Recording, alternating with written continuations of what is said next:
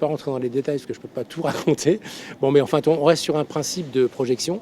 Donc on projette une image au sol qui est réfléchie dans un film qui est à 45 degrés, un film particulier qui a un traitement spécifique de façon à permettre en transparence de pouvoir déstructurer l'image pour la voir en 3D. Vu le profil de communicant de M. Mélenchon, je pense qu'il a complètement intégré cette donne d'avoir à la fois du public à Paris et à la fois du public à Lyon. Et je pense qu'il saura très bien jouer entre les deux.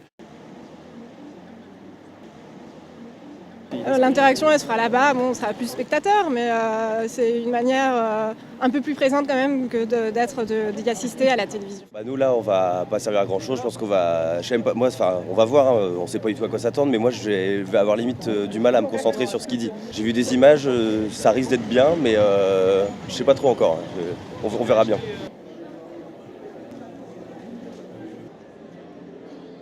Vous savez que les jeunes ont beaucoup de mal aujourd'hui à s'intéresser à la politique. Bon, ils sont par contre beaucoup dans tout ce qui est réseaux sociaux, jeux vidéo et ainsi de suite. Donc je crois que c'est aussi une façon de s'adresser à la jeunesse.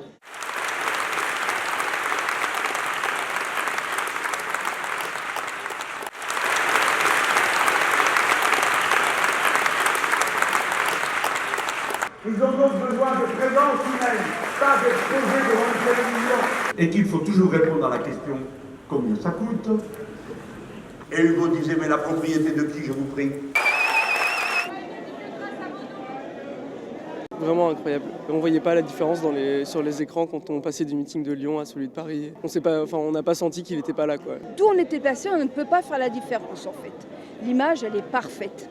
Ça change rien, c'est comme s'il était là en fait. Vraiment, il n'y avait pas l'impression, il y avait quand même sa présence, quoi. Je suis frappé et heureux de ce qui est essentiellement des jeunes, mais il y avait des vieux aussi, comme moi par exemple.